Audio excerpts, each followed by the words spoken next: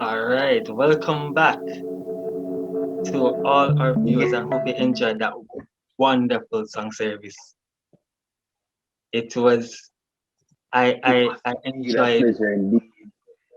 Yes, man. I enjoyed. I got a mansion just over there. It really it's Yeah, really it was. good. Yeah, I was singing and dancing all the way through. Yes, man. It's and after that lovely praise and worship, it's very good now for us to. It's time now for us to engage in our youth discussion. Hmm. And Uncle Dean, or Dean, what is the topic for tonight? All right. So tonight's topic is addiction versus pastime. So this is a very interesting topic because a lot of our young people have pastimes that they engage themselves in hours on end, and so we want to explore, the line or between addiction and pastime. And so we have a panel of That's interesting, vibrant, energetic, as Brandon is smiling young people. right. On our panel tonight, we have Sister Deja McIntosh. I hope she don't mind me calling sister. Very young people, right? Deja McIntosh. And she's from the Sydenham SDA Church. And she works in the AY ministry at the church as well as the women's ministry at the church. Also, we have Mr. Jamoy Phillips, and he is from the Halfway Tree SDA Church, and he is very involved in the Pathfinder Club, which also make him very close to working with our youth. And from the Braeton SDA Church, we have Sister Denise Sweeney and Sister Brandely Garrick. Sister Denise Sweeney, well, both persons do work with the communications group, which is good. But Sister Sweeney also, she's a part of the Purple Door podcast, which is an arm of the women's ministry from the Central Jamaica Conference. Did I get that right, Sister Sweeney? Yeah, you did the Purple Door podcast featuring Phoebe straight across from the Central Jamaica Conference. That's awesome. And tonight, we really want to get your perspective where it comes to these topics, the topic of addiction versus pastime. And so just to start us off, Sister Denise, since you're on the floor, what comes to mind when you think of addiction and comparing it to pastime? The first thing that comes to mind, Rondale, is the fact that there is a thin line between how we relieve stress and when it becomes compulsive behavior. A lot of us take up pastimes. For me, example, I take up a pastime. I love to read, but recently I've discovered that it's now an addiction. If I don't read a book a week or so, I feel as though I'm missing out or something along that line. So that's the first thing that comes to mind. That's top of mind when you think about there's a thin line, it then becomes compulsion, and that you need to break. That's addiction. That's great. And Mr. Phillips, I'm going to come to you in about 30 seconds. What comes to your mind when it comes to addiction versus pastime? All right, so as you know, both release endorphins, which is a feel good hormone. But one, in terms of addiction, is something that you cannot do without. So with withholding from it, you feel compelled or drawn into a state of shock. Um, while with a pastime, you can easily go a day or two, well, go a good while without having. I like that way you said it. I like that word you use, compulsive, or that phrase, a compulsive behavior. Right. And it's very important that you made that because we're gonna go a little bit into that and why that phrase is so important. And so just to keep the conversation going, Sister Garrick, Brandley Garrick, what comes to your mind? I mean, Denise and Mr. Phillips kind of sums it up. Addiction. I guess it's something that's, for me, it's something that I have to do on a daily basis. I think this topic is something that I'm realizing that I have an addiction with. I guess social media, in a sense, if I don't take up my phone to check Instagram, or I don't use Facebook anymore, but mostly Instagram. I realize that in the morning I look to see if I have notifications and so on and so forth. If it were before, I wouldn't say I used to do it as much as now. But now I think I have an issue, guys. All right, before we get to that, Sister Makisha, let me bring you in. There's a question. So, it's good that you've worked with the women's ministry because I know it's very good from everything that's happening in the public view nowadays when it comes to violence against women. So there's a lot of spotlight being shone on our women and supporting them and taking care of them as well as our children. So, when it comes to what are some of the addictions that you think women face? I know you work also with AY, so feel free to tell me what are some, based on your experience working with the young people at your church, what are some of the addictions they would also face? Thank you for the question. Something I've realized, well, based on years of, being young, growing up and understanding how women operate for the most part, I got to realize that women have, well, it's an addiction to stress eating in some senses where food, like if there's a bad situation or they stress shop or, like they have a card and they're shopping online. It's the food and it's the shopping and it's like there are addictions to partners. Though many persons might not be willing to acknowledge it, there are situations where out of one relationship and into another, and young women go through the same thing where just out of a relationship and they're already talking to somebody else and it's a cycle. So unless persons acknowledge that it's a cycle they're not going to be able to break it. True. Odin, I hear the stress eating come up from time to time. COVID time now, so a lot of women, saying that, what, put on so much weight and complain about that stuff. So, I'm glad you brought that out, Deja McIntosh. And I really want to hear the answer to this question now. Now, do you think, tell me from your experience, do you think you have good addictions and bad addictions, or you think addictions can only be a negative thing? And I'm going to ask Mr. Phillips to go first. Sister, Mr. Because I'm not sure if I should be answering. Brother Phillips. So, yes. So, yes, you have positive addictions. And I went as far as to pull up a psychologist by the name of William Glaser, who in his book would have highlighted the tenets for having a positive addiction. And these are classified as addictions that would strengthen us and make our lives more satisfying. They also enable us to live with more confidence, more creativity, and more happiness, and usually is much better and usually leads to better health. So there are 6 criteria. Say time is on a wrap. So it is something non-competitive that you choose to do, and you can devote approximately an hour per day, like exercising. It's possible for you to do easily, and it doesn't take a good deal of mental effort to do it well. You can do it alone or really with others, but it does not depend upon others to do it. You believe that it is of some value. So it's normally your physical, your mental, or your spiritual activities that would be classified within this circle. You believe that if you persist, that it will improve you.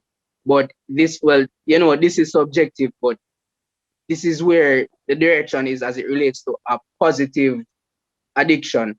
So your church, your exercise, meditation, and so forth. So those are what are considered positive addiction. If you can't go a day without talking to God, that is an addiction. Wonderful. That's a good point. That's a good point. So earlier when we were speaking, I think it was Deja who mentioned something about we cannot help people who don't identify that they have a problem, right? So in order for addiction to be helped, you have to first identify that you have a problem, right? And I realized, Brandley admitting to having a problem. So my question is now, as Christian young people, when we identify that one of our brothers or sisters or fellow church members has a problem, what steps can we initiate to help them with their addiction? So social media in this case is the culprit. How can we assist Brandley out of this her circumstances, her present circumstances? If I'm at liberty to go ahead. Sure. I think first it has to do with the approach. Sometimes persons might be put off from even listening simply because the approach that they got was negative and they didn't feel as if, oh, you really have my best interest at heart. And I think, one, before you go to that person, you need to pray that God prepares their heart to listen to what you have to say, and ask him to give you the things that they need to hear so that they will be willing to even change or acknowledge the issue. And thereafter, you can try to talk with them, rap with them, see how you can help them to detach from it. Because Brandley, I think maybe after we go through the processes, maybe we can, start calling her in the morning, sending her a little, devotional, something that even if she's on social media, checking her notifications, it's something that will draw her immediately to, oh, you need to acknowledge God before, you care about anything else. So call her in the morning, pray with her, have a little devotion, something, but it's in the approach. To add to what Deja is saying quickly, I remember a lesson years ago, around 5 years ago, titled Tact and Tactics. I think that's what junior quarterly or support somewhere around there. So tact and tactics. So how you approach someone is very important. And as Deja would have highlighted, also person as humans, we don't like when people pick the matter out of our eye. We like to do that ourselves.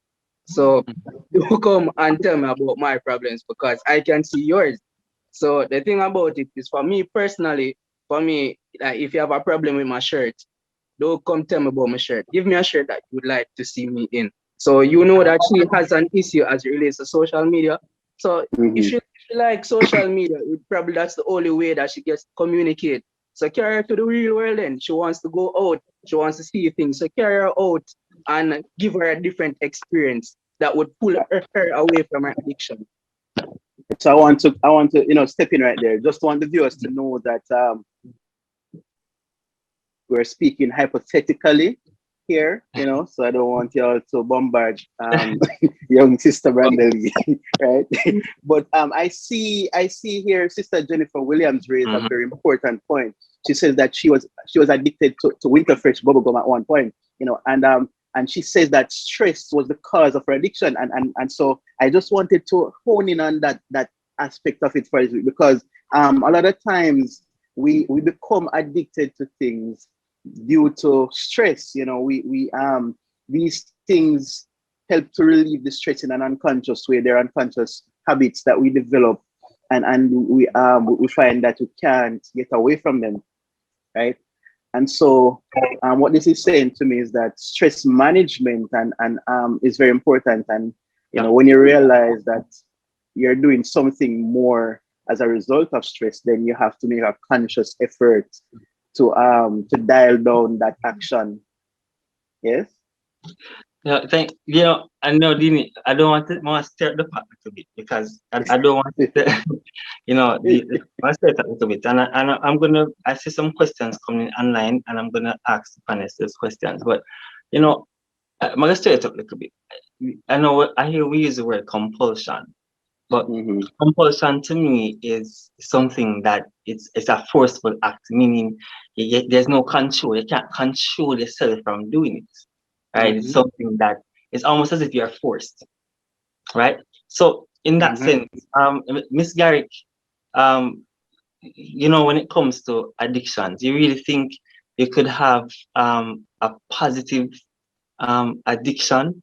And let me ask it this way, because since it's compulsive in a sense, do you think that persons it's possible for somebody to be spiritually addicted? Yes, I think so. I don't know if you guys would consider this to be an addiction, but I grew up with my grandmother. Like every single morning, she wakes me up and she's singing and she's singing and she's singing. And also, she would quote scriptures and so forth. And that is how I grew up, even though she's at my house and I could hear 4 o'clock in the morning and she's singing and she's quoting her scriptures and then she's praying. And then I get so accustomed to it. So once I hear it, it's like I just start to hum. I just start to hum. And it's not, I don't even realize until like I'm way into the song. And I'm like, okay, it's kind of too early. But, yes, there can be some.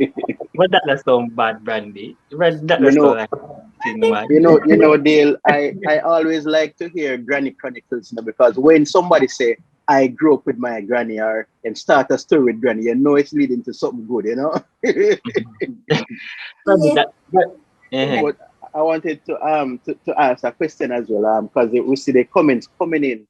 So Right. Grayson asked if some addictions are more common in certain age groups or genders or occupations. And so I think that's a very important question to answer, especially as young people. Are there some addictions that are more common in young people as opposed to the older generation? Some are Dale, brother Phillips. Are there some addictions that are more common in our young men as opposed to Yes. Brandley and Denny and Deja?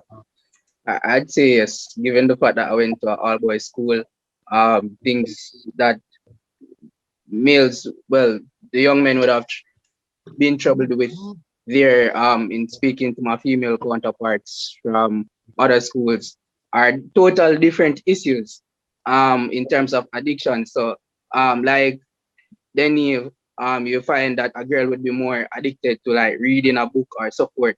A male might be addicted to pornography.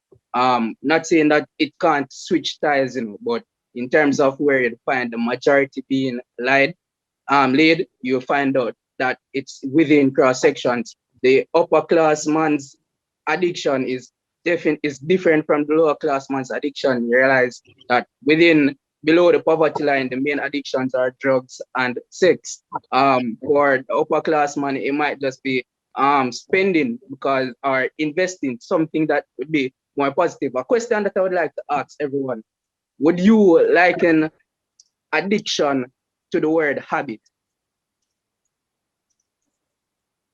So you can answer that for yourself. Secondly, are there good and bad habits?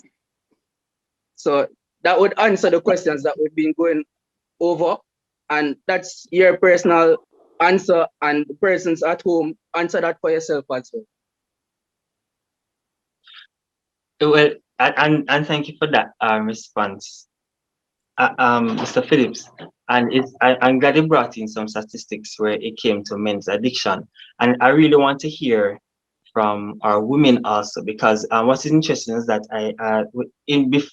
prior to coming to this discussion, there's some statistics when it comes to our Caribbean youth, stated that the number one addiction would have been drinking, and number two would have been pornography, which was very interesting. And I know I didn't to dive a little bit more because we found out that the pornography addiction came up mostly in men, but it's very interesting you brought it up because I want to hear from Sister Sweeney, who is a Phoebe, and the woman who's a Phoebe, a CJC. And what do you think, Sister Sweeney, when it comes to these statistics, when it comes to addiction with the young people, and what do you think in women what their main addictions will be? I think it's still for women, and I think it's still pornography. Yes, we talked about the stress eating, but pornography in a different form. So there's pornography, the actual looking at the act through a video, but there's the book, There's the reading, there's the erotica, Okay. the 50 Shades of Grey, the Twilight sagas, they that have sex scenes in there. There are the little romance novels that you see in on your mother's little thing. Yeah, the women are reading that. And so that's pornography in a different form. So women, we are different from men in how we you know, we are more, you know, feel, touch, other than than men who are probably just more visual. So when we read, when we that's a form of pornography that I know many of my friends as well are addicted to. um Also, I think you brought out something about career. Persons is in Yes, different yes. fields, and I think Brandy can back me up on this.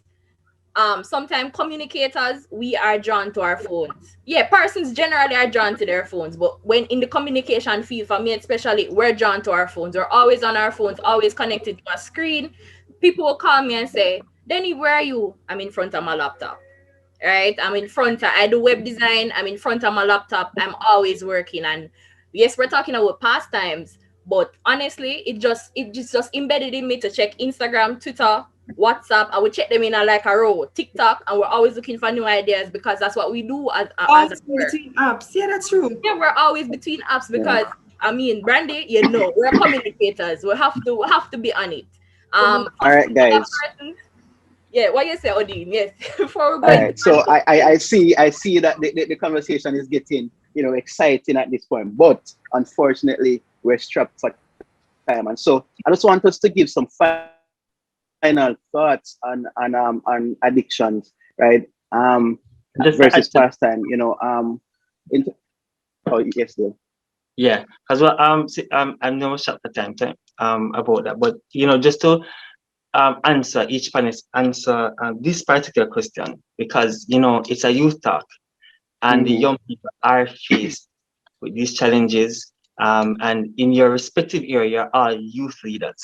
So I want to ask you, how would you advise young persons who are out there in the church that you come in contact with? How would you advise them, the young persons who are addicted, and how do they go about, getting better or seeking help? That kind of Right. question. I'd And like to remember, hear. this is your final point, so make it short to the point.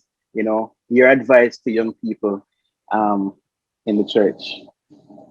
Start with you, Brandy. I know. Well, thank you.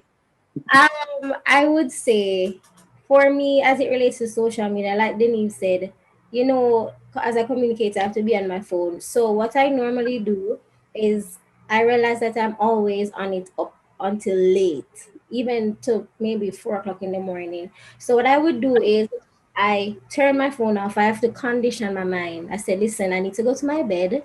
I have something to do tomorrow morning. So try to find something else that is not going to lead you to stay connected to whatever it is that is just keeping you on your phone or just in a book, whatever it may be. Try to find something else to do instead of doing that. Nice. Sister Sweeney? All right, for me, I feel as though you need to know if you feel as though the other areas of your life, so your work is being affected, your schoolwork is being affected if you go to school, if your relationship with your family, you're not speaking to your mother, your father, you're not being active in friendships. Once you reach that point, I think you should consider getting Christian therapy. Yes, going to a counselor to work out whatever issues no matter how simple you think the addiction is, it will take over your life. So once you reach that point, pray about it, consider getting Christian therapy. There's nothing wrong with therapy. You're not going crazy. There's nothing wrong with therapy. Go seek a therapist to help you. Mr. Phillips? Um, there's a Bible verse that I'm looking for, First Corinthians 9 verse 24 to 25. Just can't get it up at the moment, but it has to do with temperance. So always remember that in all things that you need to be temperate. Additionally, if you are addicted to something, remember, as I said, the questions that I asked before, it's just an habit. It's a habit. So you have good habits, bad habits.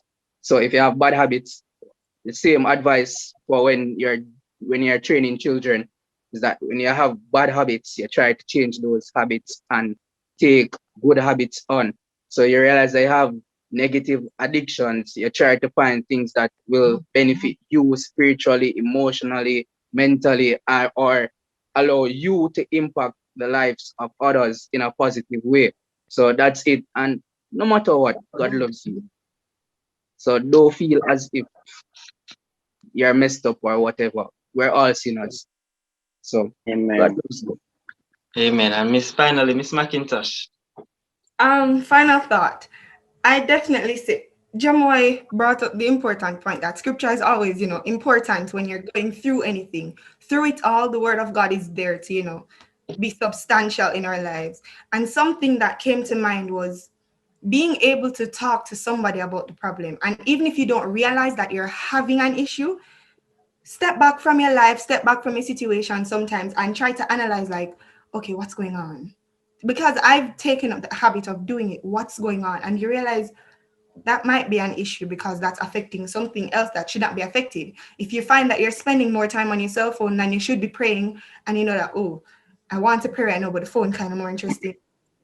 Step back, talk to the Lord about it, and you can tell somebody else. James 5 verse 16, it says, confess your faults one to another and pray for one another that ye may be healed. The effectual fervent prayer of a righteous man availeth much. Pray for each other, talk about it, and that's an avenue to healing. All right, Ali, thank you for that. All right, so as we close, I just wanted to go over just two things before we end this segment. I think some people are asking for a definition of addiction. And just in case you missed it, an addiction is exhibition of a compulsive, chronic, psychological, or physiological need for a habit-forming substance, behavior, or activity, right? So that is what we mean when we say addiction, right?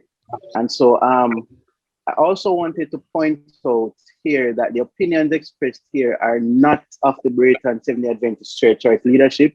They're strictly the views of the participants and contributors in the comment sections. So I just wanted to make that clear as well, right?